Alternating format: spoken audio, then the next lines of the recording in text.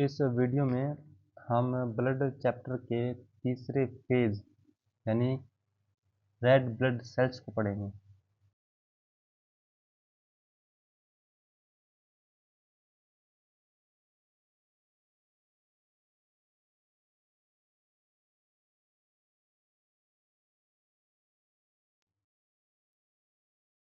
देखिए, आरबीसी का shape biconcave disc जैसा होता है, यानी कि किनारों पर से मोटा और बीच से दबा हुआ।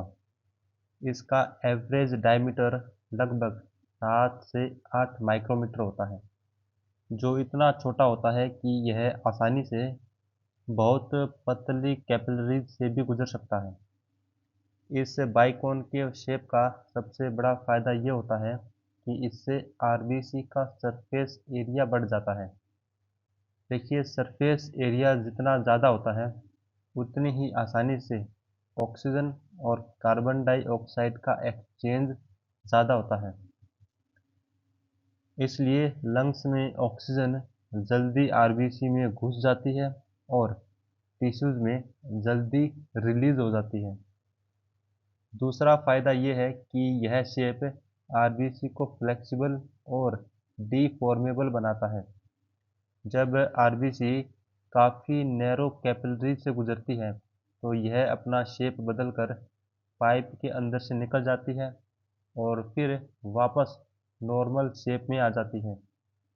अगर इसकी जगह आरबीसी गोल या सख्त होती तो वह कैपिलरीज में फंस सकती थी और ब्लड फ्लो रुक सकता था।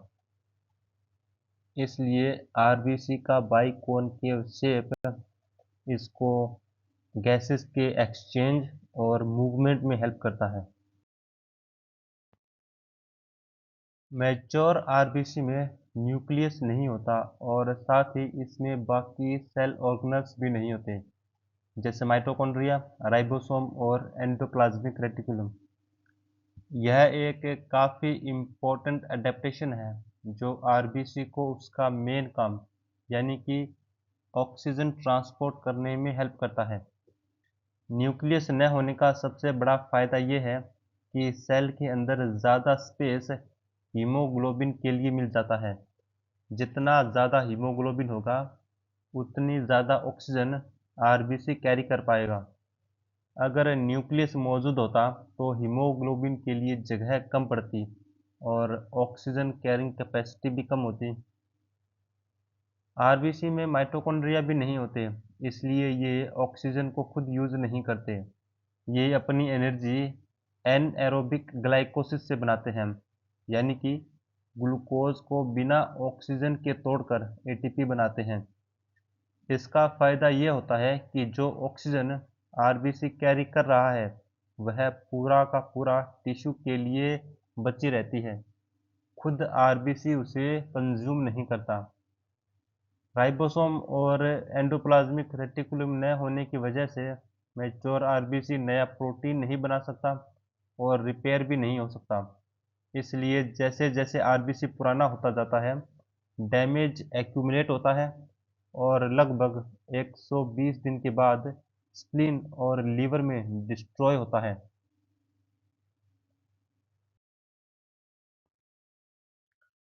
आरबीसी की सेल मेम्ब्रेन काफ़ी फ्लेक्सिबल और इलास्टिक होती है और ये इस वजह से होता है कि आरबीसी नैरो कैपिलरीज से आसानी से गुजर सके।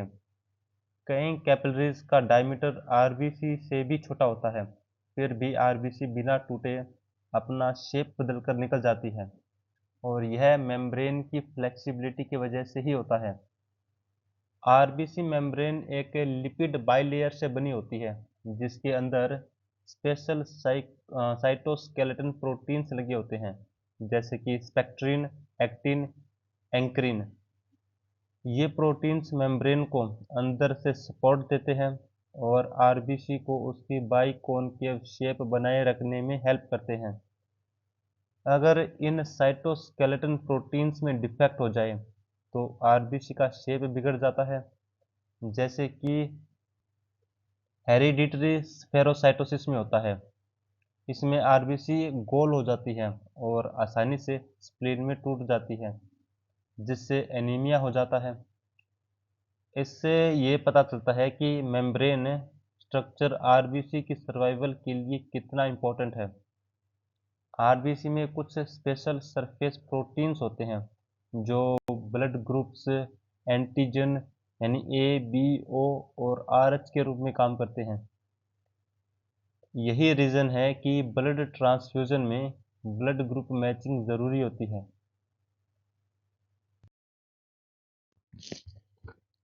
आरबीसी का साइटोप्लाज्म लगभग पूरा का पूरा हीमोग्लोबिन से भरा होता है।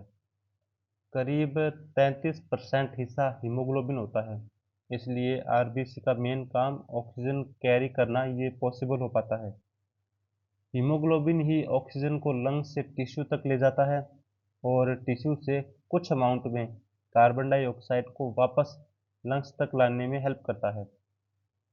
हीमोग्लोबिन के अलावा आरबीसी के साइटोप्लाज्म में कुछ ज़रूरी एंजाइम्स भी होते हैं जो सेल को अलाइव रखने के लिए काफ़ी ज़रूरी होते हैं। देखिए, क्योंकि आरबीसी में माइटोकॉन्ड्रिया नहीं होता, इसलिए ये एंजाइम्स एनएरोबिक ग्लाइकोसिस के ज़रिए ग्लूकोज से एनर्जी बनाते हैं ताकि मेम्ब्रेन पंप्स और शेप मेंटेन कर सके। आरबीसी के साइटोप्लाज्म में एक स्पेशल पाथवे भी एक्टिव रहता है जिसको पेंटोज फॉस्फेट पाथवे एचएमपी सिलंट कहते हैं। यह पाथवे आरबीसी को ऑक्सीडेटिव डैमेज से बचाता है। अगर इस पाथवे का एंजाइम जैसे कि G6PD अगर यह कम हो जाता है तो आरबीसी आसानी से टूटने लगती है और हेमोलाइटिक एनीमिया हो सकता है। इस तरह आरबीसी का साइटोप्लाज्म सिर्फ ऑक्सीजन कैरी करने की जगह नहीं होती, बल्कि इसमें ऐसे सिस्टम्स भी होते हैं जो आरबीसी को डैमेज से बचाते हैं और उसकी लिमिटेड लाइफ को पूरा करने में हेल्प करते हैं।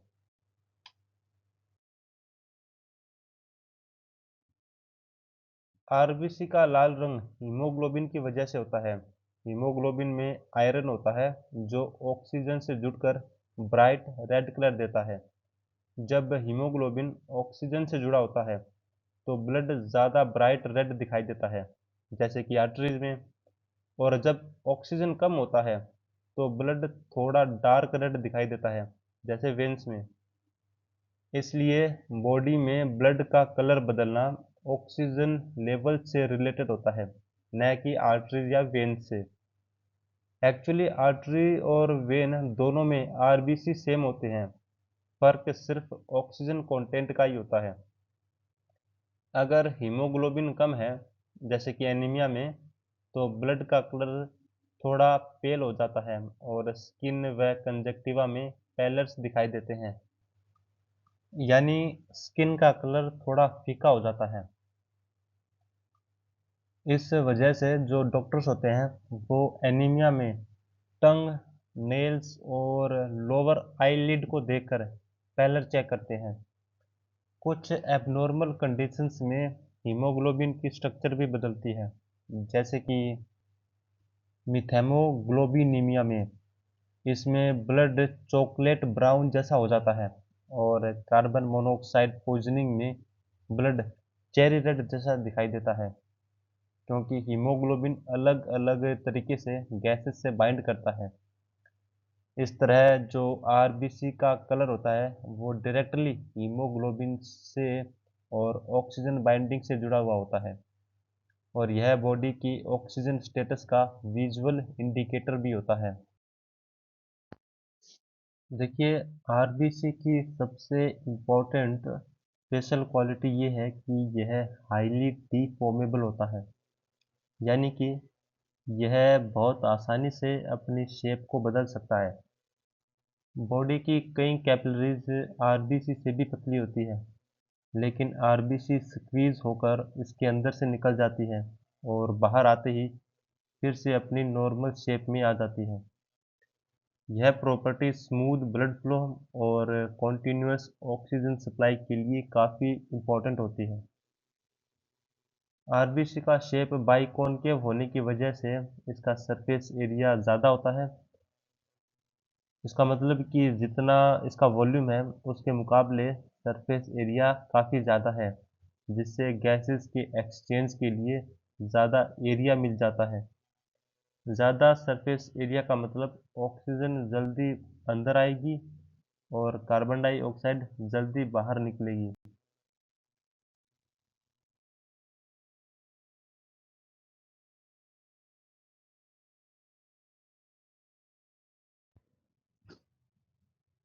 आरबीसी की मेम्ब्रेन एक लिपिड बाइलेयर से बनी होती है, जिसके ऊपर और अंदर कई तरह के प्रोटीन्स लगे होते हैं।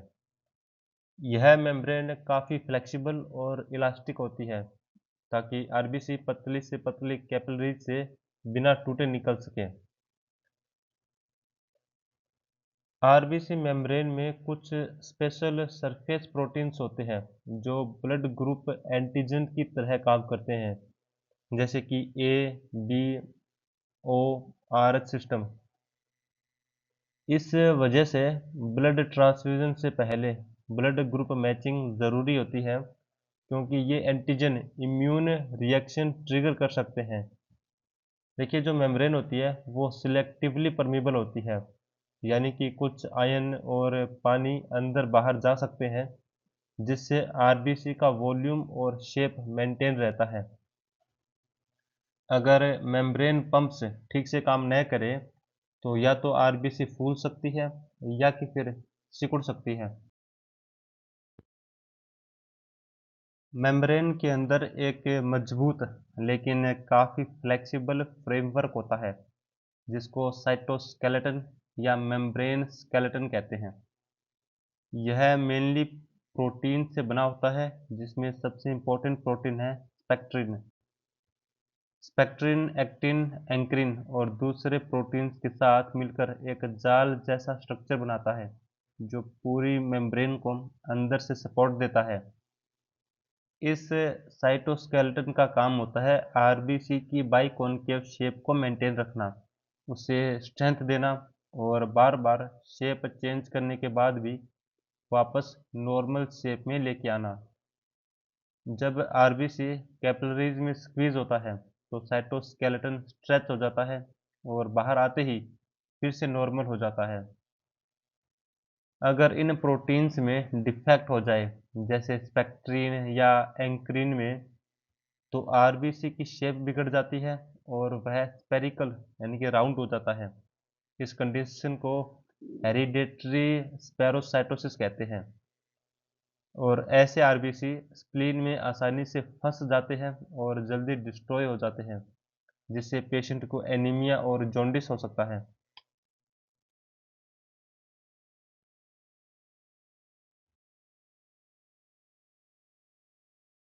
हीमोग्लोबिन एक आयरन कंटेनिंग प्रोटीन होता है जो आरबीसी के अंदर मौजूद होता है, और यही प्रोटीन ब्लड को लाल रंग भी देता है। इसका मेन काम होता है ऑक्सीजन को लंग्स से टिश्यू तक लेके जाना और टिश्यू से कुछ अमाउंट में कार्बन डाइऑक्साइड को वापस लंग्स तक पहुंचाना। हीमोग्लोबिन में मौजूद आयरन ऑक्सीजन से आसानी से जुड़ जाता है और जहां ऑक्सीजन की ज़रूरत होती है वहां उसे छोड़ देता है। इस रिवर्सिबल बाइंडिंग की वजह से हीमोग्लोबिन बार बार ऑक्सीजन पिक और रिलीज कर सकता है, वो भी बिना खुद डैमेज हुए। अगर हीमोग्लोबिन न हो तो ऑक्सीजन सिर्फ प्लाज्मा में डिसॉल्व होकर ही रह जाती, जो बहुत कम मात्रा में पॉसिबल है। इसलिए टिश्यू को पर्याप्त मात्रा में ऑक्सीजन सप्लाई नहीं मिल पाती। इसी वजह से हीमोग्लोबिन को बॉडी का मेन ऑक्सीजन कैरियर माना जाता है। इसके अलावा हीमोग्लोबिन ब्लड के पीएच को बैलेंस रखने में भी हेल्प करता है, क्योंकि यह एसिड और बेस इनको बाइंड करके बफर की तरह बिहेव करता है। इसलिए अगर शॉर्ट में कहें तो हीमोग्लोबिन वह मॉलिक्यूल होता है जो रेस्पिरेशन, सर्कुलेशन और एसिड बेस बैलेंस तीनों को कंट्रोल करता है। हीमोग्लोबिन एक टेट्रामर प्रोटीन होता है। इसका मतलब यह 4 सब यूनिट से मिलकर बना होता है। इसमें 4 ग्लोबिन चेन्स और 4 हेमी ग्रुप्स होते हैं। अडल्ट नॉर्मल हीमोग्लोबिन HbA, इसमें ये चेंज होती है 2 अल्फा और 2 बीटा, जिसको हम अल्फा 2 बीटा 2 लिखते हैं। हर ग्लोबिन चेन के साथ एक हेमी ग्रुप जुड़ा होता है। हेमी एक रिंग जैसी स्ट्रक्चर होती है जिसके बीच में आयरन मौजूद होता है। यही आयरन ऑक्सीजन से डायरेक्टली बाइंड करता है, इसलिए एक हीमोग्लोबिन मॉलिक्यूल 4 ऑक्सीजन मॉलिक्यूल तक कैरी कर सकता है, क्योंकि इसमें 4 आयरन एटम्स होते हैं। ग्लोबिन पार्ट प्रोटीन का बना होता है और heme part iron containing non protein part होता है। ग्लोबिन हीमोग्लोबिन की शेप को स्टेबल रखता है और ऑक्सीजन बाइंडिंग और रिलीज को कंट्रोल करता है, और जबकि हेमी एक्चुअल ऑक्सीजन को पकड़ने का काम करता है। हीमोग्लोबिन की स्ट्रक्चर ऐसे बनी होती है कि जब एक ऑक्सीजन मॉलिक्यूल बाइंड करता है तो बाकी ऑक्सीजन मॉलिक्यूल के लिए बाइंडिंग आसान हो जाती है। इसको कोऑपरेटिव बाइंडिंग बोलते हैं, जिसमें लंग्स में ऑक्सीजन जल्दी अटैच होती है और टिश्यूज में आसानी से रिलीज होती है। इस तरह हीमोग्लोबिन की 4 यूनिट वाली स्ट्रक्चर उसे ऑक्सीजन ट्रांसपोर्ट के लिए काफ़ी एफिशिएंट बनाती है, और यही कारण है कि आरबीसी एक पावरफुल ऑक्सीजन कैरियर होता है। ह्यूमन बॉडी में अलग अलग उम्र और कंडीशंस में डिफरेंट टाइप के हीमोग्लोबिन पाए जाते हैं, जिनका ऑक्सीजन से जुड़ने का बिहेवियर थोड़ा अलग होता है, ताकि बॉडी की ज़रूरत के हिसाब से ऑक्सीजन सप्लाई सही से बनी रहे। इसमें सबसे मेन टाइप है अडल्ट हीमोग्लोबिन HbA, जिसका स्ट्रक्चर अल्फा 2 बीटा 2 होता है, यानी कि इसमें 2 अल्फा और 2 बीटा चेन्स होती है। यही हीमोग्लोबिन अडल्ट व्यक्ति के ब्लड में सबसे ज़्यादा होता है। यह लगभग 97% होता है, और यह लंग्स से टिश्यू तक ऑक्सीजन एफिशिएंटली पहुंचाता है और नॉर्मल ऑक्सीजन डिलीवरी के लिए परफेक्ट सुटेटेड होता है। दूसरा टाइप है HbA2, जिसका स्ट्रक्चर अल्फा 2 डेल्टा 2 होता है। इसकी मात्रा काफ़ी कम होती है, लगभग 2 से 3%, और नॉर्मली इसका कोई बड़ा फंक्शन रोल नहीं होता। लेकिन थैलेसीमिया जैसी डिजीज़ में HbA2 का लेवल डायग्नोसिस के लिए इम्पोर्टेंट होता है, क्योंकि इसमें इंक्रीज दिखाई देता है इस कंडीशन में।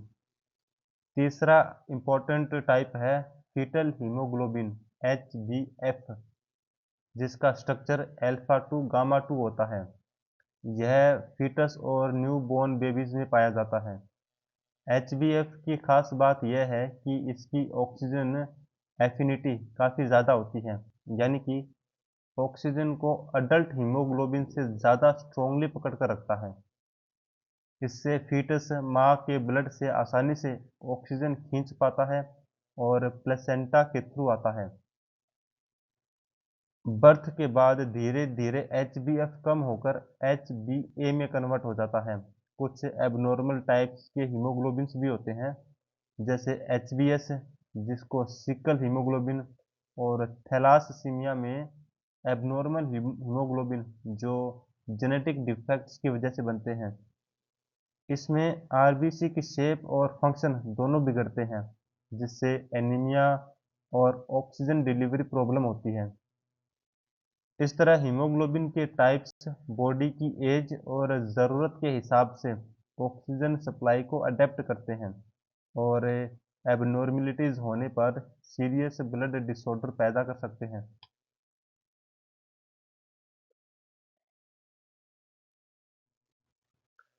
हीमोग्लोबिन का सबसे इम्पोर्टेंट काम होता है ऑक्सीजन ट्रांसपोर्ट।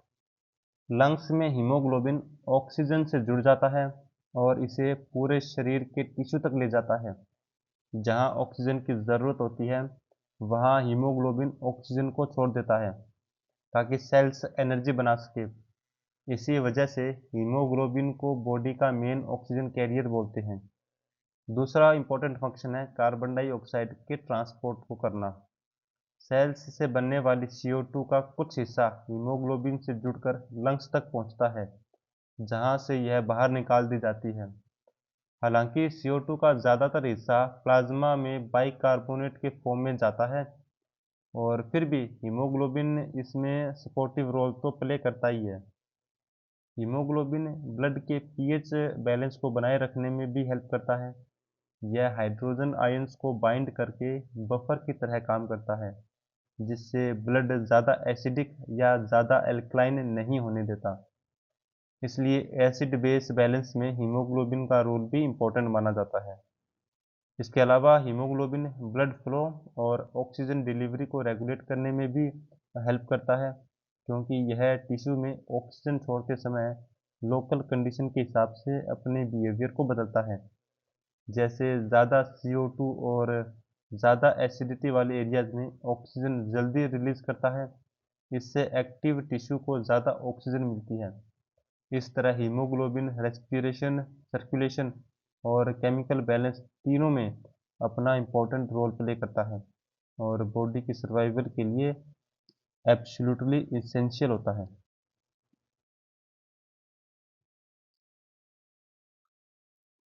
हीमोग्लोबिन की मात्रा ब्लड में ग्राम्स पर डेसीलीटर इसमें मेज़र की जाती है, और नॉर्मल वैल्यूज़ एज और सेक्स के हिसाब से थोड़ी अलग होती है।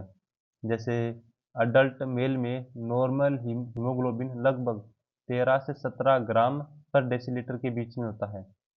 अडल्ट फीमेल में नॉर्मल हीमोग्लोबिन लगभग 12 से 15 ग्राम के बीच में होता है। फीमेल्स में वैल्यू थोड़ी कम होती है, क्योंकि मंथली मेंस्ट्रुअल ब्लड लॉस और हार्मोनल फैक्टर होते हैं। चिल्ड्रन में हीमोग्लोबिन लेवल एज के साथ चेंज होता रहता है। न्यूबॉर्न बेबीज में हीमोग्लोबिन ज़्यादा होता है, क्योंकि उनमें फीटल हीमोग्लोबिन होता है, और कुछ महीने बाद यह लेवल धीरे धीरे कम होकर अडल्ट रेंज में आ जाता है। अगर हीमोग्लोबिन नॉर्मल से कम हो जाए तो उसको हम एनीमिया कहते हैं, जिसमें पेशेंट को थकान, कमजोरी, सांस फूलना और पैलर जैसे सिम्टम दिखाई देते हैं। और अगर हीमोग्लोबिन काफ़ी ज़्यादा हो जाए तो ब्लड थिक हो जाता है और सर्कुलेशन प्रॉब्लम हो सकती है, जैसे कि पॉलीस्थीमिया में होता है। इसलिए हीमोग्लोबिन वैल्यू एक बेसिक लेकिन काफ़ी इम्पोर्टेंट टेस्ट है, जो ऑक्सीजन कैरिंग कैपेसिटी और ओवरऑल हेल्थ का एक क्विक आइडिया देता है। देखिए, अगर हीमोग्लोबिन की मात्रा नॉर्मल से कम होती है तो उस कंडीशन को एनीमिया बोलते हैं। इसमें टिश्यू को ऑक्सीजन कम मिलती है, इसलिए पेशेंट को थकान, कमजोरी, चक्कर आना, सांस फूलना और पैलर्स दिखाई देना, ये सारे सिम्टम्स होते हैं। एनीमिया के कॉमन कॉजेज हैं iron deficiency, vitamin B12 deficiency, blood loss और बोन मैरो प्रॉब्लम। कुछ लोगों में हीमोग्लोबिन की स्ट्रक्चर ही एबनॉर्मल होती है, जिसको हीमोग्लोबिनोपैथी कहते हैं, जैसे कि सिकल सेल डिजीज में होता है। इसमें हीमोग्लोबिन का शेप बदल जाता है।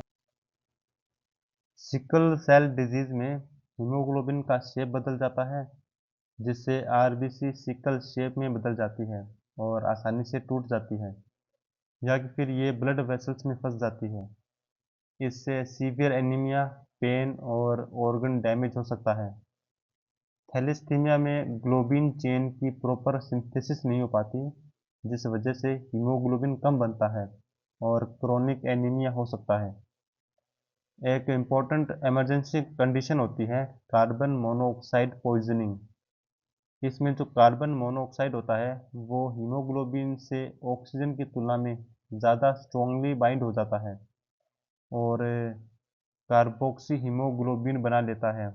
इससे हीमोग्लोबिन ऑक्सीजन कैरी नहीं कर पाता, भले ही लंग्स ठीक हो। इसलिए कार्बन मोनोऑक्साइड पॉइजनिंग में पेशेंट को सीवियर हाइपोक्सिया हो सकता है। हीमोग्लोबिन लेवल डॉक्टर्स को यह भी बताता है कि पेशेंट को ब्लड ट्रांसफ्यूजन की ज़रूरत है या नहीं, सर्जरी से पहले फिटनेस कैसी है, और क्रोनिक डिजीज में ऑक्सीजन सप्लाई एडिक्वेट है या नहीं। इसलिए हीमोग्लोबिन एस्टिमेशन सबसे बेसिक और सबसे इम्पोर्टेंट ब्लड टेस्ट में से एक माना जाता है। इस तरह हीमोग्लोबिन सिर्फ फिजियोलॉजी का टॉपिक नहीं है, बल्कि एक डेली क्लिनिकल प्रैक्टिस में डायग्नोसिस, इमरजेंसी और ट्रीटमेंट डिसीजन का एक सेंट्रल पैरामीटर होता है।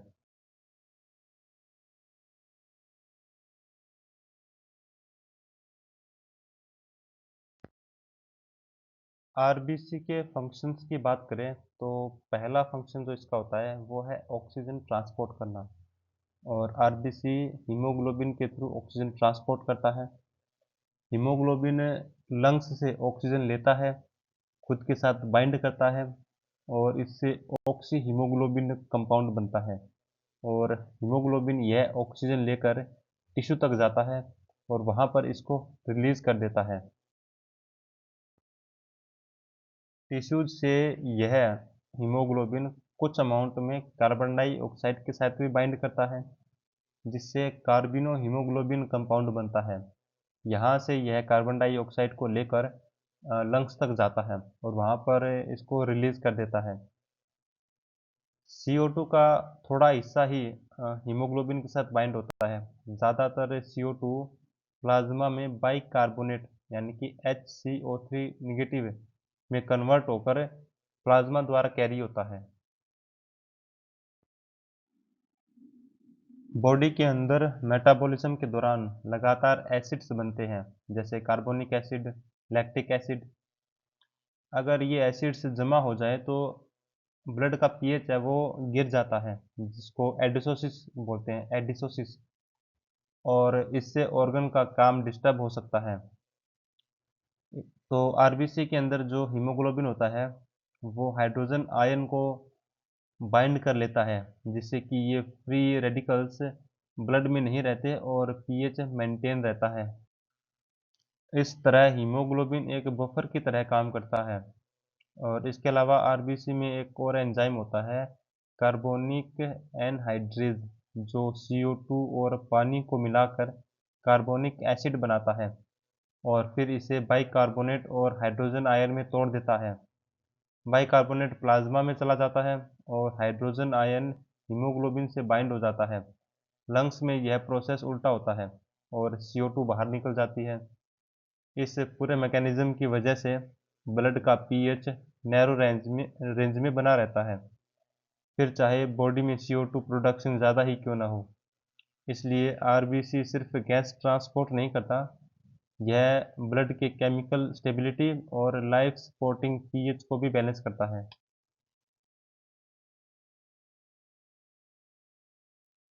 आरबीसी डायरेक्टली ब्लड फ्लो को कंट्रोल नहीं करता, लेकिन यह टिश्यू की ज़रूरत के हिसाब से ऑक्सीजन डिलीवरी एडजस्ट करके ब्लड फ्लो रेगुलेशन में इनडायरेक्टली हेल्प करता है।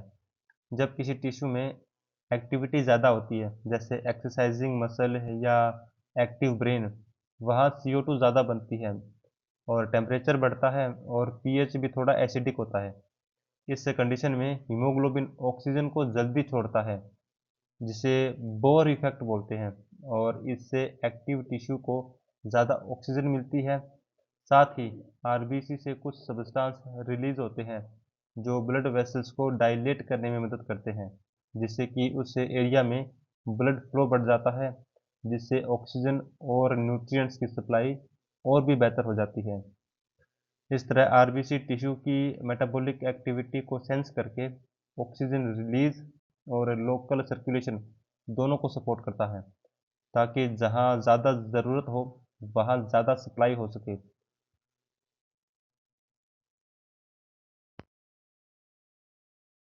ब्लड का लाल रंग आरबीसी के अंदर मौजूद हीमोग्लोबिन की वजह से होता है।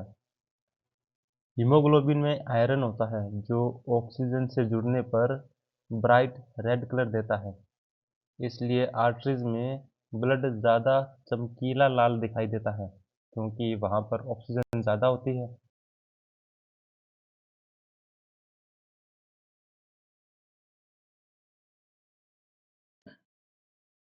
आरबीसी काउंट यह बताता है कि एक माइक्रोलीटर में कितने रेड ब्लड सेल्स मौजूद हैं। क्योंकि आरबीसी ही ऑक्सीजन कैरी करते हैं, इसलिए आरबीसी काउंट सीधे सीधे बॉडी की ऑक्सीजन सप्लाई कैपेसिटी से जुड़ा हुआ होता है। नॉर्मल अडल्ट्स में यह वैल्यू मेल्स में लगभग 5 से 5.5 मिलियन पर माइक्रोलीटर होती है और फीमेल्स में लगभग 4.5 से 5 मिलियन पर माइक्रोलीटर होती है। फीमेल्स में यह थोड़ी कम होती है क्योंकि जो मंथली ब्लड लॉस और हार्मोनल इफ़ेक्ट्स होते हैं वो इसके काउंट को कम कर देते हैं। अगर आरबीसी काउंट कम हो तो ब्लड में ऑक्सीजन कैरी करने वाले सेल्स कम हो जाएंगे और पेशेंट को एनीमिया के सिम्टम्स दिखने लगते हैं, जैसे वीकनेस, फटीग, पैलर्स और सांस फूलना। यह आयरन डेफिशिएंसी या ब्लड लॉस या बोन मैरो फेलियर या कि फिर क्रोनिक डिजीज में हो सकता है। और अगर आरबीसी काउंट ज़्यादा हो जाए तो ब्लड ज़्यादा थिक हो जाता है, जिससे हार्ट को पंप करने में ज़्यादा मेहनत करनी पड़ती है और क्लॉट बनने का रिस्क भी बढ़ जाता है। इस कंडीशन को पॉलीस्थीमिया कहा जाता है।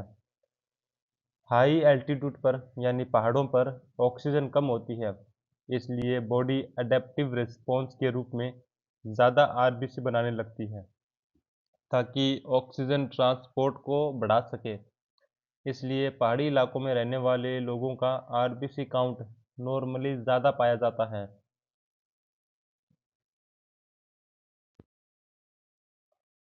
नॉर्मल अडल्ट्स में हीमोग्लोबिन की मात्रा मेल्स में लगभग 13 से 17 ग्राम पर डेसीलीटर और फीमेल्स में लगभग 12 से 15 ग्राम पर डेसीलीटर होती है।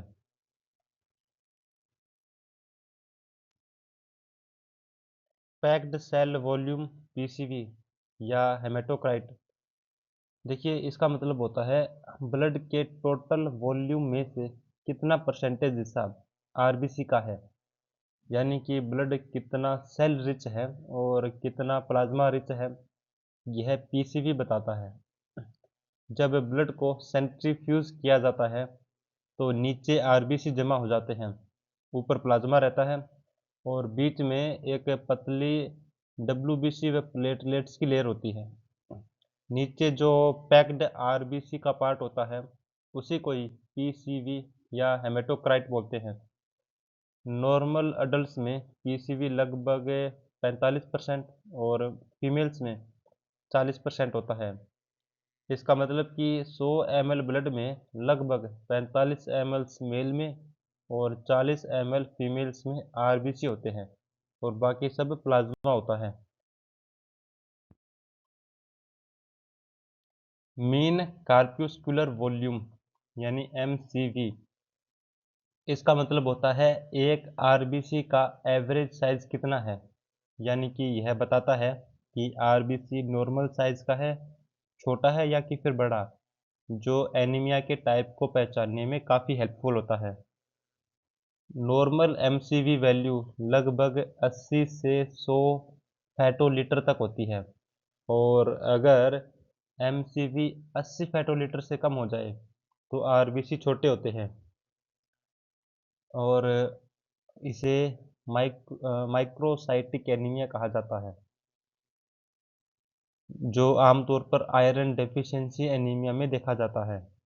और अगर एमसीवी 100 फेटोलीटर से ज़्यादा हो तो आरबीसी बड़े माने जाते हैं और इसे मैक्रोसाइटिक एनीमिया कहते हैं, जो अक्सर विटामिन बी 12 या फोलिक एसिड डेफिशिएंसी से होता है। अगर एमसीवी नॉर्मल नॉर्मल रेंज में हो लेकिन हीमोग्लोबिन कम हो तो उसे नॉर्मोसाइटिक एनीमिया कहते हैं, जैसे कि एक्यूट ब्लड लॉस या फिर क्रोनिक डिजीज में होता है। एमसीवी डॉक्टर्स को यह डिसाइड करने में हेल्प करता है कि एनीमिया न्यूट्रिशनल है, बोन मैरो रिलेटेड है या किसी क्रोनिक डिजीज से जुड़ा हुआ है। इसलिए सीबीसी रिपोर्ट में एमसीवी काफ़ी इम्पोर्टेंट डायग्नोस्टिक क्लू माना जाता है। आसान शब्दों में कहें तो एमसीवी है वो आरबीसी के साइज का थर्मोमीटर है, जिससे कि एनीमिया की डायरेक्शन पता चलती है। मीन कार्प्यूस्कुलर हीमोग्लोबिन MCH, और इसका मतलब होता है एक आरबीसी के अंदर एवरेज कितना हीमोग्लोबिन मौजूद है। यानी कि यह बताता है कि आरबीसी ऑक्सीजन कैरी करने के लिए कितना हीमोग्लोबिन लेकर चल रहा है।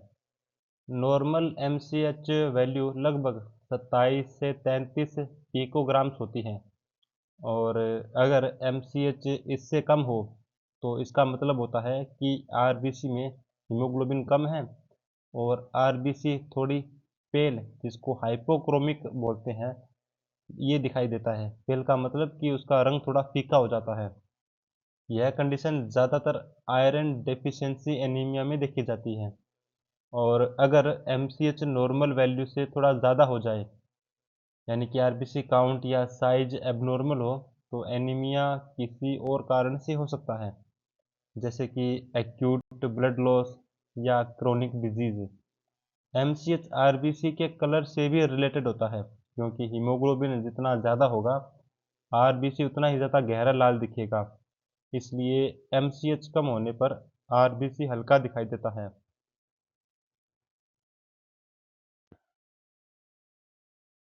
Mean corpuscular haemoglobin concentration MCHC। देखिए, MCHC का मतलब होता है आरबीसी के अंदर हीमोग्लोबिन की कॉन्सेंट्रेशन, यानी सेल के वॉल्यूम के हिसाब से हीमोग्लोबिन कितना डेंस है। यह बताता है कि आरबीसी कितनी अच्छी तरह हीमोग्लोबिन से भरा हुआ है। नॉर्मल MCHC वैल्यू लगभग 32 से 36 ग्राम पर डेसीलीटर होती है। अगर MCHC कम है तो आरबीसी को हाइपोक्रोमिक कहा जाता है, यानी कि सेल का रंग हल्का दिखाई देगा, और यह मेनली आयरन डेफिशिएंसी एनीमिया में होता है, जहाँ हीमोग्लोबिन बन ही कम रहा होता है। अगर MCHC ज़्यादा है तो यह, वैसे यह रेयर होता है और यूजुअली हेरिडिटरी स्पेरोसाइटोसिस जैसी कंडीशंस में देखने को मिलता है, जहां आरबीसी का शेप गोल हो जाता है और हीमोग्लोबिन ज़्यादा कॉन्सेंट्रेटेड दिखाई देता है।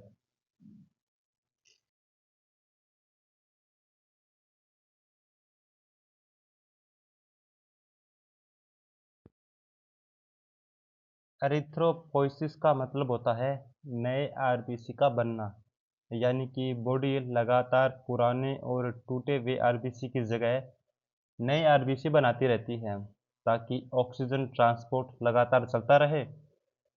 क्योंकि हर आरबीसी की लाइफ लगभग 120 दिन की होती है, इसलिए बॉडी को रोज़ नए लाखों नए आरबीसी बनाने पड़ते हैं, और यह process mainly red bone marrow में ही होती है।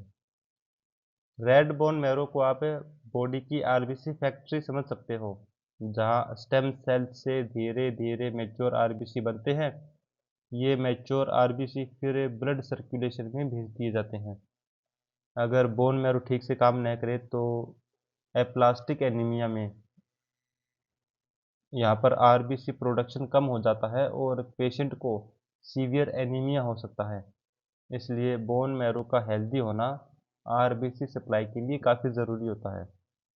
इसको अगर आसान भाषा में कहें तो एरिथ्रोपोइसिस बॉडी का वह कॉन्टिन्यूस प्रोसेस है जो ब्लड में ऑक्सीजन कैरिंग सेल्स की सप्लाई बनाए रखता है, और इसका main centre red bone marrow होता है।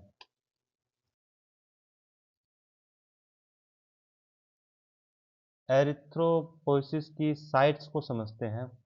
देखिए, एरिथ्रोपोइसिस यानी कि आरबीसी का बनना लाइफ के अलग अलग स्टेजेस पर डिफरेंट ऑर्गन में होता है, क्योंकि फीटस और अडल्ट बॉडी की ज़रूरतें और स्ट्रक्चर अलग अलग होती हैं। फीटल लाइफ में शुरुआत में आरबीसी का बनना योक सैक में होता है। यह काफ़ी अर्ली स्टेज है, जब फीटस के ऑर्गन अभी डेवलप नहीं हुए होते। जैसे जैसे फीटस ग्रो करता है, आरबीसी प्रोडक्शन का मेन सेंटर लीवर और स्प्लीन बन जाते हैं। मिड प्रेगनेंसी में ये ऑर्गन ब्लड बनाने का काम करते हैं। प्रेगनेंसी के लास्ट मंथ्स में जब बोन्स डेवलप हो जाती है, तब बोन मैरो धीरे धीरे मेन साइट बन जाता है। बर्थ के बाद और अडल्ट लाइफ में erythropoiesis mainly red bone marrow में ही होता है, लेकिन पूरे स्केलेटन में नहीं होता, बल्कि कुछ स्पेसिफिक बोन्स जैसे कि वर्टिब्राज में, रिब्स में, स्टर्नम में, पेल्विस और फीमर और ह्यूमरस के अपर पार्ट्स में ही होता है। इन बोन्स में रेड मैरो एक्टिव रहता है और लगातार आरबीसी बनता है। बचपन में कई बोन्स में रेड मैरो होता है, लेकिन एज बढ़ने के साथ साथ बहुत सी जगहों पर मैरो है वो येलो मैरो में बदल जाता है। येलो मैरो यानी कि फैटी मैरो में बदल जाता है, जो नॉर्मली ब्लड को नहीं बनाता। सीवियर एनीमिया जैसी कंडीशंस में यह येलो मैरो फिर से एक्टिव होकर रेड मैरो में कन्वर्ट हो सकता है, जिसे मैरो रिकन्वर्जन कहते हैं। इस तरह आरबीसी प्रोडक्शन के साइट्स लाइफ के स्टेजेस के हिसाब से चेंज होते रहते हैं, ताकि बॉडी की ऑक्सीजन ज़रूरत हमेशा पूरी होती रहे।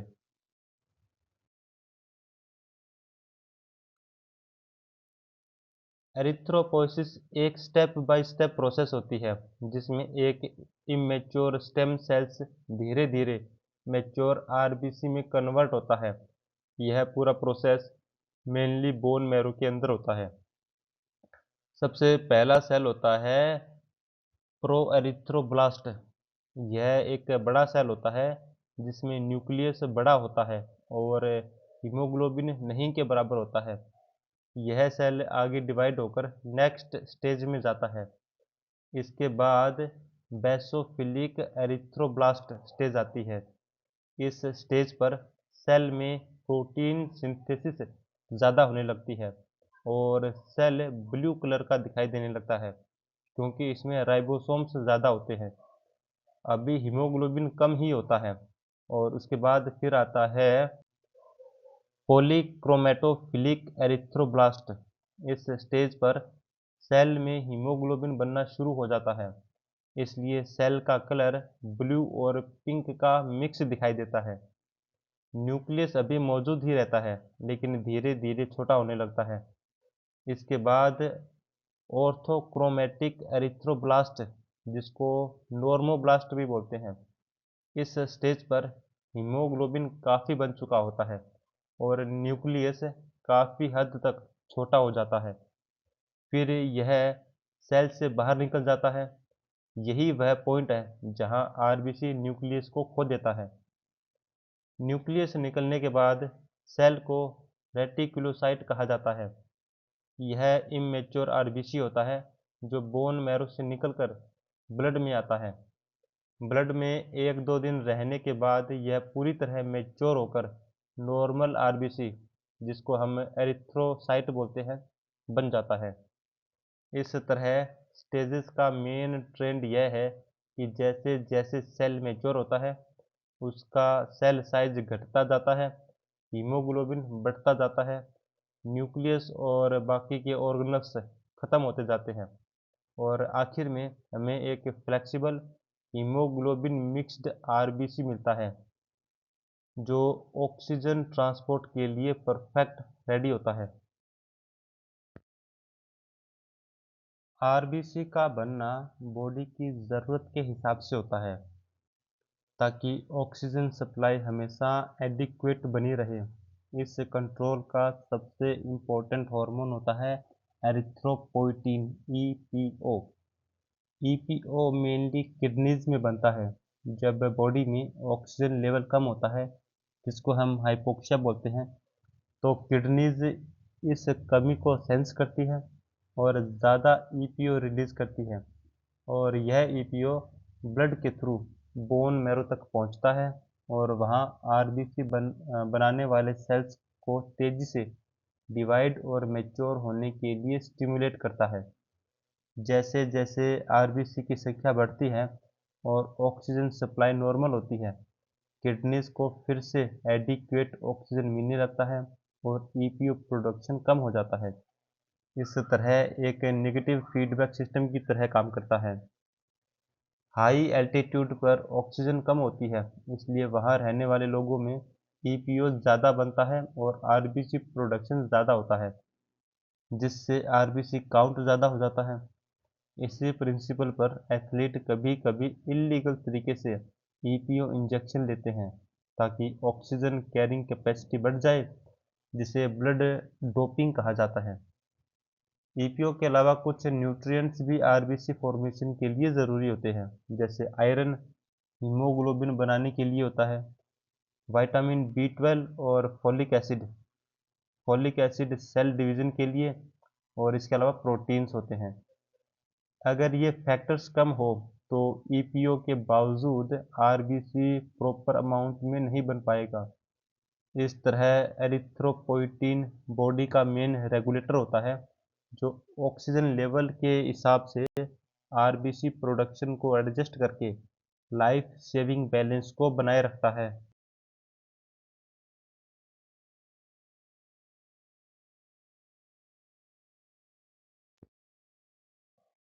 देखिए, हर आरबीसी की एवरेज लाइफ लगभग 120 दिन की होती है, और इस दौरान आरबीसी लगातार पूरे शरीर में घूमता रहता है और ऑक्सीजन तथा कार्बन डाइऑक्साइड ट्रांसपोर्ट का काम करता है।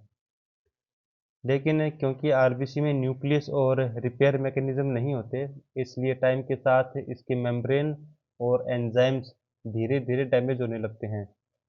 जैसे जैसे आरबीसी पुराना होता है, वह अपनी फ्लेक्सिबिलिटी खोने लगता है। RBC normal RBC narrow capillaries से आसानी से गुजर सकता है, लेकिन ओल्ड आरबीसी स्टिफ हो जाता है और खासकर स्प्लीन की नैरो चैनल्स में फंसने लगता है। इसलिए आरबीसी का मेजर डिस्ट्रक्शन साइट स्प्लीन होता है, जिसे बॉडी का आरबीसी ग्रेवयार्ड भी बोला जाता है। स्प्लीन के मैक्रोफैगस पुराने और डैमेज्ड आरबीसी को पहचान कर उन्हें डिस्ट्रॉय कर देते हैं। कुछ आरबीसी लीवर और बोन मैरो में भी डिस्ट्रॉय होते हैं, लेकिन मेन वर्क स्प्लीन में ही होता है। यह डिस्ट्रक्शन नॉर्मल और प्लान्ड होता है, जिसे फिजियोलॉजिकल हेमोलाइसिस कहा जाता है। इसका मतलब यह डिजीज नहीं होती, बल्कि बॉडी का एक नॉर्मल रिसाइकलिंग सिस्टम होता है, जिसे आयरन और प्रोटीन्स वेस्ट नहीं होते और नए आरबीसी बनने में रीयूज होते हैं।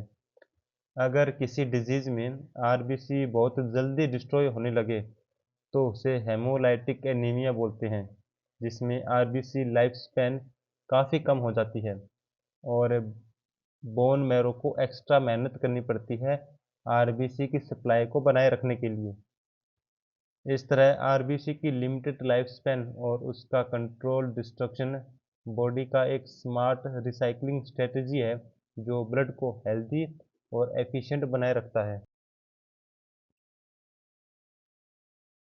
जब आरबीसी अपनी 120 दिन की लाइफ को पूरी कर लेता है और स्प्लीन या लीवर में डिस्ट्रॉय होता है, तो उसके अंदर मौजूद हीमोग्लोबिन को बॉडी वेस्ट नहीं करती, बल्कि उसे स्टेप बाय स्टेप तोड़कर यूजफुल और एक्सक्रीटरी पार्ट्स में कन्वर्ट कर देती है। सबसे पहले हीमोग्लोबिन दो हिस्सों में टूटता है, ग्लोबिन और हेमी। ग्लोबिन प्रोटीन पार्ट होता है, जिसे एमिनो एसिड्स में तोड़ दिया जाता है, और ये एमिनो एसिड्स बॉडी में नए प्रोटीन बनाने के लिए फिर से यूज किए जाते हैं। अब जो दूसरा पार्ट है, हेमी पार्ट, जिसमें आयरन और प्रोटीन रिंग होती है। हेमी में सबसे पहले आयरन को अलग कर लिया जाता है, और यह आयरन बॉडी में स्टोर हो जाता है या कि फिर सीधे बोन मैरो में भेज दिया जाता है, जहां इससे नया हीमोग्लोबिन बनाया जाता है। यानी आयरन ऑलमोस्ट पूरी तरह रिसाइकल हो जाता है। हेमी का बाकी हिस्सा यानी कि प्रोटीन रिंग आगे कन्वर्ट होकर बिलिरुबिन बन जाता है। यह बिलिरुबिन वाटर इनसोल्यूबल होता है, इसलिए ब्लड में यह एल्ब्यूमिन से जुड़कर लीवर तक पहुंचता है। लीवर में यह कॉन्जुकेटेड होकर बाइल का हिस्सा बनता है और इंटेस्टाइन में चला जाता है। इंटेस्टाइन में बिलिरुबिन आगे बदलकर यूरोबिलिरुबिनोजन बन जाता है। इसका एक हिस्सा फीसिस में स्टेरकोबिलिन बनकर निकलता है, जो स्टूल को ब्राउन कलर देता है। थोड़ा सा हिस्सा ब्लड में वापस एब्जॉर्ब होकर किडनीज तक जाता है और यूरिन में यूरोबिलिन बनकर निकलता है, जो यूरिन का येलो कलर देता है। अगर इस पाथवे के किसी भी स्टेप में प्रॉब्लम हो जाए, जैसे कि लीवर ठीक से बिलिरुबिन प्रोसेस न कर पाए या कि फिर बाइल फ्लो रुक जाए, तो बिलिरुबिन ब्लड में जमा हो जाता है और पीलिया हो जाता है, जिसको जॉन्डिस बोलते हैं। इस तरह हीमोग्लोबिन ब्रेकडाउन बॉडी का एक स्मार्ट सिस्टम होता है, जिसमें यूजफुल चीज़ें रीयूज होती है और वेस्ट सेफली बाहर निकाल दिया जाता है, वो भी बॉडी को नुकसान पहुंचाए बिना।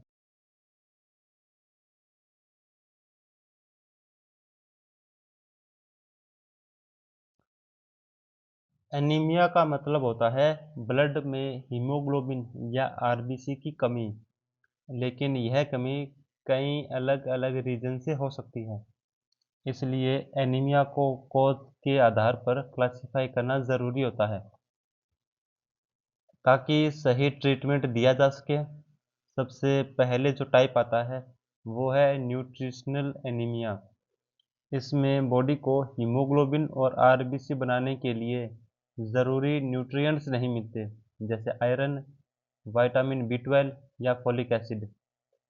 आयरन डेफिशिएंसी में हीमोग्लोबिन बनना कम हो जाता है, जबकि बी 12 और फोलिक एसिड डेफिशिएंसी में आरबीसी बनना ठीक से नहीं हो पाता। यह anaemia poor diet, pregnancy, malabsorption या क्रोनिक ब्लड लॉस में देखा जाता है। दूसरा इम्पोर्टेंट टाइप है हेमोलाइटिक एनीमिया, जिसमें आरबीसी बन तो रहे होते हैं, लेकिन नॉर्मल से ज़्यादा तेज़ी से टूट रहे होते हैं। नॉर्मल आरबीसी 120 दिन तक जीवित रहता है, लेकिन हेमोलाइटिक एनीमिया में यह लाइफ स्पैन काफ़ी कम हो जाता है। यह जेनेटिक प्रॉब्लम जैसे कि सिकल सेल, थैलेसीमिया या एक्वायर्ड कॉज जैसे कि मलेरिया, ड्रग्स या ऑटो इम्यून रिएक्शन से हो सकता है। इसमें अक्सर जॉन्डिस और एनलार्ज्ड स्प्लीन भी मिलते हैं। तीसरा टाइप है एप्लास्टिक एनीमिया, जिसमें प्रॉब्लम आरबीसी के टूटने में नहीं होती, बल्कि बोन मैरो के फेलियर में होती है। बोन मैरो पर्याप्त मात्रा में आरबीसी, डब्ल्यूबीसी और प्लेटलेट से बना ही नहीं पाता। इसलिए सिर्फ एनीमिया नहीं, बल्कि इसके साथ पैनसाइटोपिनिया भी हो जाती है। इसके कॉज में रेडिएशन, कीमोथेरेपी, ड्रग्स और कुछ वायरल इन्फेक्शन शामिल होते हैं। एक और कॉमन कॉज है ब्लड लॉस एनीमिया। इसमें व्यक्ति के शरीर से लगातार या अचानक ब्लड निकल जाता है, जैसे एक्सीडेंट, सर्जरी, पाइल्स या कि फिर हैवी मेंस्ट्रुअल ब्लीडिंग में। यहाँ आरबीसी लॉस से डायरेक्ट होता है, इसलिए हीमोग्लोबिन कम हो जाता है। इसके अलावा होता है एनीमिया ऑफ क्रोनिक डिजीज़। इसमें long term infection, kidney disease या कि फिर कैंसर जैसी कंडीशंस में आरबीसी प्रोडक्शन और आयरन यूटिलाइजेशन डिस्टर्ब हो जाता है, जिससे धीरे धीरे एनीमिया डेवलप होता है। आरबीसी के साइज के बेस पर जो एनीमिया होते हैं उसको समझिए। इस क्लासिफिकेशन में एनीमिया को आरबीसी के साइज के आधार पर डिवाइड किया जाता है, जिसे हम एमसीवी यानी कि मीन कार्पुस्कुलर वॉल्यूम से मेज़र करते हैं। यह तरीका डॉक्टर्स को यह जल्दी समझने में हेल्प करता है कि एनीमिया किस टाइप का है और आगे कॉज किस तरफ सर्च करना है। अगर एमसीवी कम होता है, यानी कि 80 फेटोलीटर से कम है, तो आरबीसी छोटे होते हैं और इसे माइक्रोसाइटिक एनीमिया कहते हैं। सबसे कॉमन कॉज है आयरन डेफिशिएंसी एनीमिया। इसके अलावा क्रोनिक ब्लड लॉस और थैलेसीमिया में भी माइक्रोसाइटिक एनीमिया मिल सकता है। स्मॉल साइज आरबीसी में हीमोग्लोबिन भी कम होता है, इसलिए ये पेल दिखाई देते हैं। अगर एमसीवी नॉर्मल रेंज यानी कि 80 से 100 फेटोलीटर में होता है, लेकिन हीमोग्लोबिन कम होता है, तो इसे नॉर्मोसाइटिक एनीमिया कहते हैं। इसमें आरबीसी का साइज नॉर्मल रहता है लेकिन टोटल नंबर कम होता है और यह anaemia acute blood loss, aplastic anaemia और क्रोनिक डिजीज में देखा जाता है। अगर एमसीवी ज़्यादा होता है जैसे कि 100 फेटोलीटर से ज़्यादा तो आरबीसी बड़े होते हैं और इसे मैक्रोसाइटिक एनीमिया बोलते हैं। यह मेनली विटामिन बी 12 या फोलिक एसिड डेफिशिएंसी में होता है जहां सेल डिवीजन ठीक से नहीं हो पाता और आरबीसी बड़े होकर ब्लड में आते हैं। अल्कोहलिज्म और लीवर डिजीज में भी मैक्रोसाइटोसिस देखा जा सकता है। इस तरह एमसीवी बेस्ड क्लासिफिकेशन एक टूल है जिससे एनीमिया को स्मॉल सेल या नॉर्मल सेल या बिग सेल एनीमिया में बांटकर डायग्नोस करते हैं।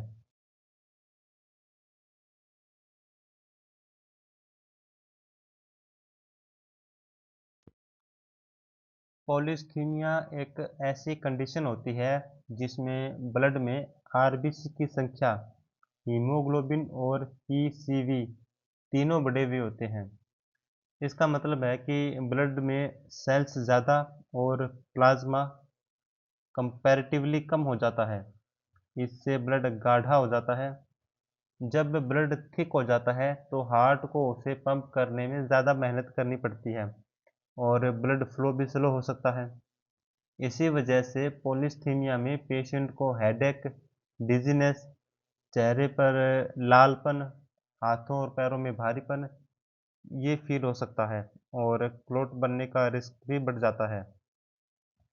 पॉलीस्थीमिया के अलग-अलग टाइप होते हैं, जैसे प्राइमरी पॉलीस्थीमिया। इसमें प्रॉब्लम बोन मैरो के अंदर होती है, जहाँ मैरो बिना ज़रूरत के ज़्यादा आरबीसी बनाने लगता है। इसमें एरिथ्रोपोइटीन हार्मोन का रोल नहीं होता या कम होता है क्योंकि मैरो खुद ही ओवर एक्टिव हो जाता है। सेकेंडरी पॉलीस्थीमिया में बोन मैरो नॉर्मल होता है लेकिन बॉडी में ऑक्सीजन कम होने की वजह से किडनीज ज़्यादा एरिथ्रोपोइटीन ईपीओ बनाती है जिससे आरबीसी प्रोडक्शन बढ़ जाता है। यह हाई एल्टीट्यूड पर रहने या क्रोनिक लंग डिजीज, स्मोकिंग या साइनोटिक हार्ट डिजीज में देखा जाता है। जहां आरबीसी का बढ़ना एक्चुअली बॉडी का कॉम्पनसेटरी प्रोसेस होता है ताकि ऑक्सीजन कैरिंग कैपेसिटी बढ़ सके। रिलेटिव पॉलीस्थीमिया में असल में आरबीसी नहीं बढ़ते बल्कि प्लाज्मा कम हो जाता है जैसे डिहाइड्रेशन, बर्न्स या सीवियर डायरिया में। प्लाज्मा वॉल्यूम कम होने से आरबीसी प्रोपोर्शन ज़्यादा दिखने लगता है, इसलिए पीसीवी बढ़ा हुआ लगता है। पॉलीस्थीमिया में सबसे बड़ा डेंजर होता है ब्लड क्लॉट का बनना, जिससे कि स्ट्रोक, हार्ट अटैक या फिर डीप वेन थ्रोम्बोसिस जैसी सीरियस कंडीशन बन सकती है। इसलिए डायग्नोसिस और मैनेजमेंट काफ़ी ज़रूरी होता है। इस तरह पॉलीस्थीमिया को समझने का आसान तरीका ये है कि यह या तो आरबीसी सच में ज़्यादा बन रहे हैं या कि फिर प्लाज्मा कम हो गया है और दोनों ही कंडीशंस में ब्लड थिक होकर सर्कुलेशन के लिए डेंजरस बन जाता है।